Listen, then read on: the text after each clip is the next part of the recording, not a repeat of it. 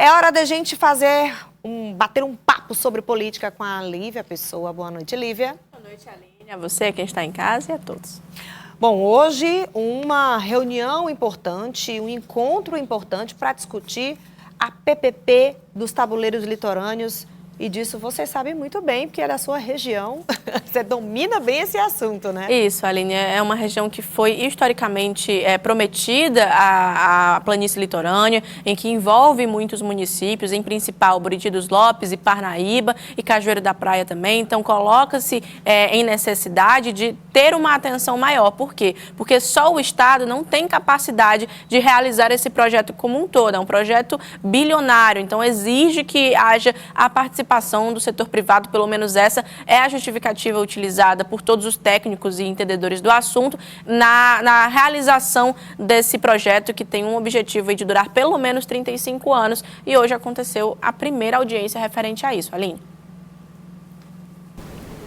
A audiência discutiu as viabilidades econômicas, ambientais, jurídicas e de engenharia do projeto, que impacta diretamente a região norte do estado. Os municípios de Bom Princípio do Piauí, Buriti dos Lopes e Parnaíba serão os principais beneficiados com o avanço desse projeto de irrigação. A ideia é que uma concessionária, que a gente faça o leilão até o final do ano e que a concessionária que vencer o leilão recupere a infraestrutura compartilhada com a primeira etapa do período e também conclua a implantação da infraestrutura da segunda etapa. O perímetro irrigado dos tabuleiros litorâneos é uma área estratégica que abrange cerca de 9.800 hectares, com mais de 6.000 hectares de terras irrigáveis. A concessão permitirá a instalação, operação e manutenção de toda a infraestrutura de irrigação para as duas etapas do projeto. O secretário da Irrigação e Infraestrutura Hídrica do Piauí, Firmino Paulo, ressaltou o impacto econômico que a implementação da etapa 2 trará para a região. O tabuleiro litorâneo que já tem hoje, na sua primeira etapa, implementado 2.000 hectares e através da segunda etapa, que nós tratamos hoje aqui na nossa audiência pública para fazer uma grande PPI, essa parceria de investimentos que irá trazer a efetividade para a segunda etapa através de 10.000 hectares. Desses 10.000 hectares serão feitos 6.000 hectares irrigados, que irão proporcionar, além de uma grande produção para toda a região, irá proporcionar 6.000 empregos diretos e indiretos para toda a população aqui da região em Parnaíba, no nosso litoral. A primeira etapa do perímetro já está em operação, com 2.443 hectares e cerca de 2.000 hectares em produção, focada principalmente na exportação de frutas para a Europa e América do Norte, além de hortaliças para o mercado local.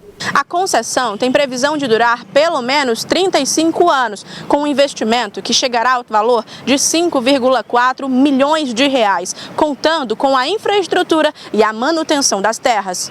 A gente prevê que a partir do 4º ano de concessão já iniciaria a produção agrícola dentro da segunda etapa. Essa produção agrícola vai aumentando a área até o 8º ano e a partir daí a concessionária já estaria produzindo nos 6.000 hectares com uma visão de longo prazo aí de produção por 35 anos, com posterior transferência da propriedade para a concessionária no caso de sucesso.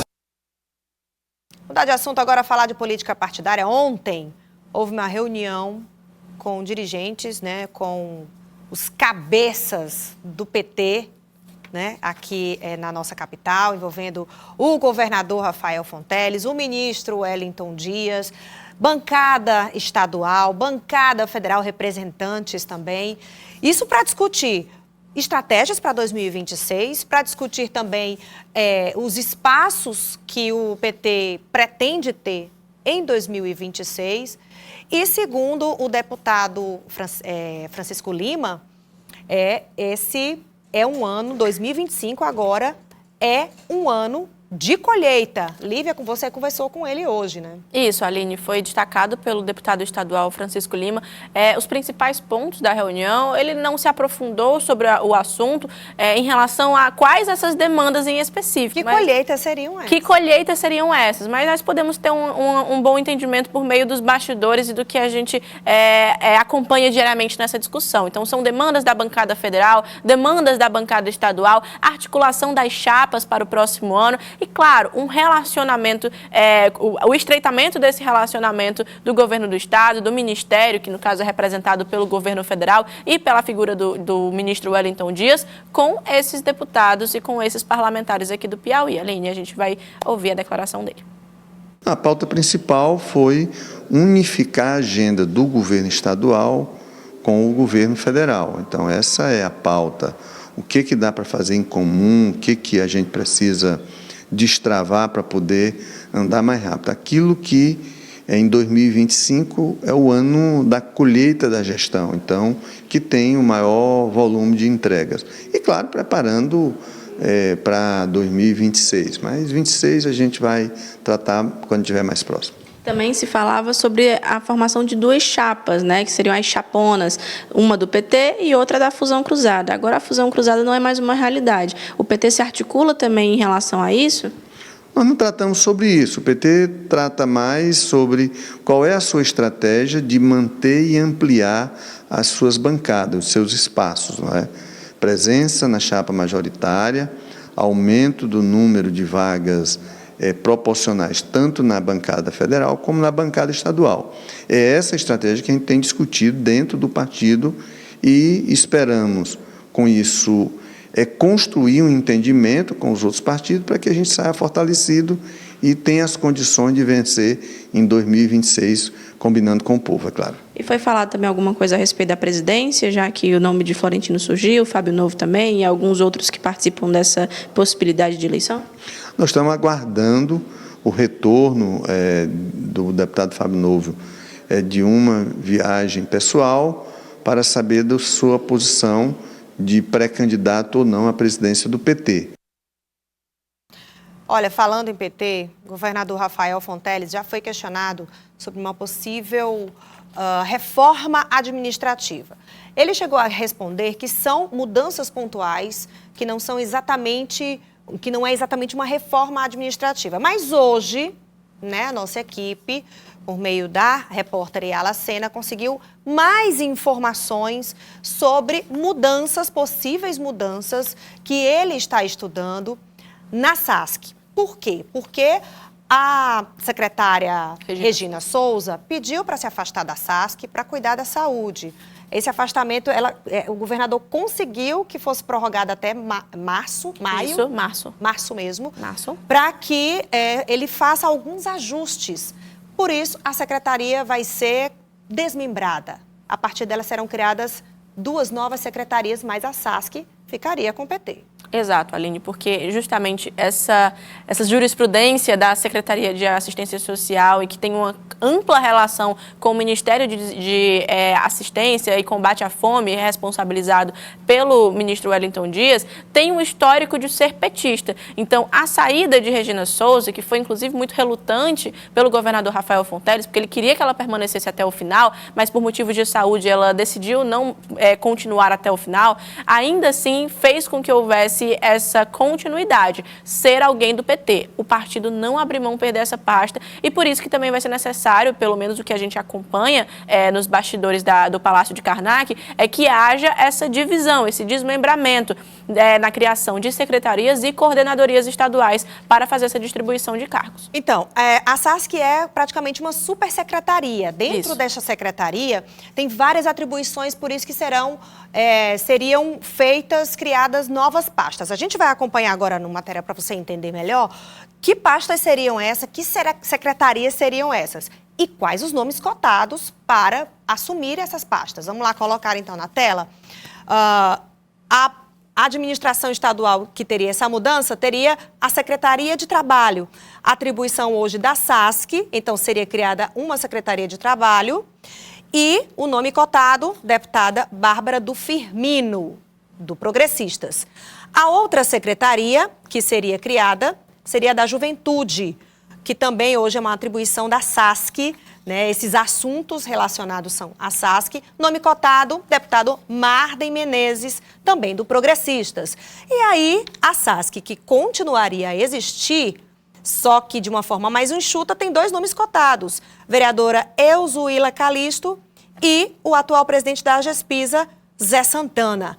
2 nomes que ainda estariam aí nesses estudos para ocuparem essa pasta. A gente pediu, inclusive, um posicionamento, né, da vereadora. Nós conseguimos falar com ela, com a vereadora Elzuíla Calisto, que hoje seria o nome mais forte para essa indicação para a Secretaria de Assistência Social. Vamos ouvir o que ela disse.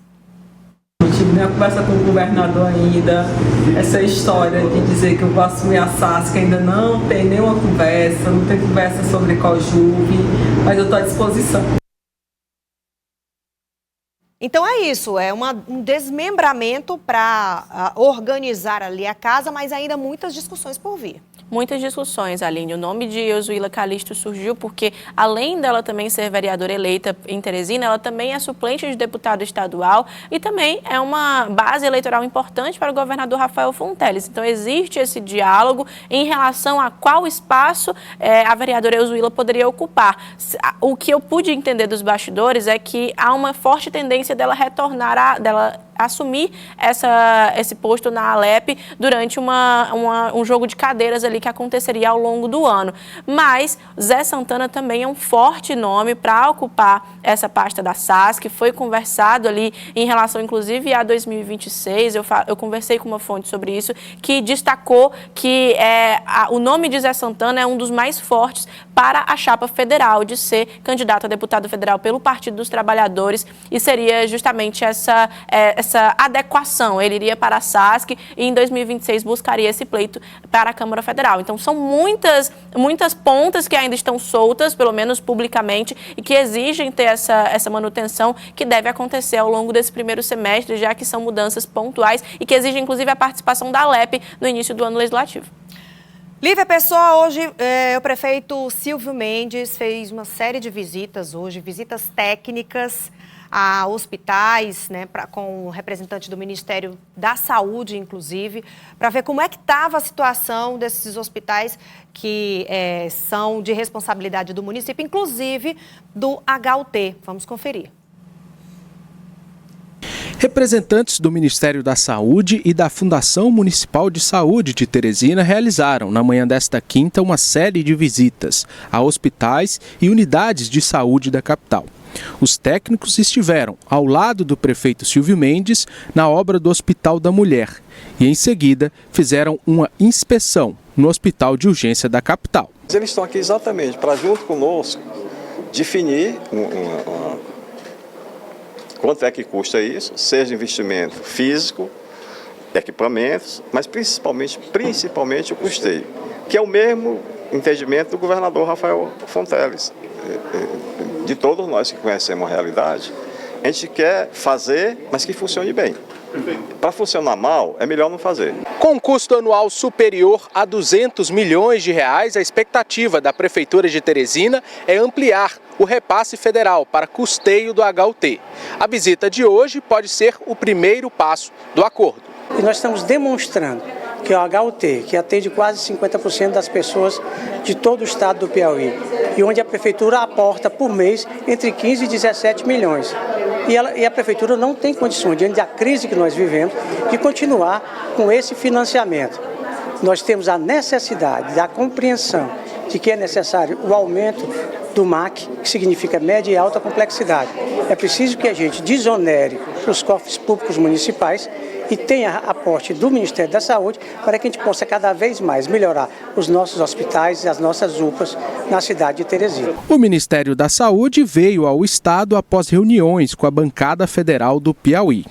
A recomendação da ministra Nízia Trindade é averiguar em detalhes a situação do município, para depois decidir se aportará recursos para Teresina. É a primeira vez de visita técnica para a gente saber o que está precisando e quais são as necessidades de Teresina, né? Estão fazendo essa visita aqui, tem técnicos da atenção primária, atenção especializada e da vigilância também, o pessoal de dengue, arbovirose também está aí, né? Para a gente verificar, às vezes a gente fala assim, quanto de dinheiro? Às vezes manda o dinheiro, mas não é para a coisa que está precisando. Então, a gente está verificando, verificando a situação atual, para verificar tanto o investimento, mas principalmente o custeio. Lívia Pessoa, assim a gente vai encerrando aqui o nosso Papo de Política, mas amanhã sextaremos. Sextaremos juntas, com muita política. Até amanhã, então. Obrigada. Até amanhã, Aline.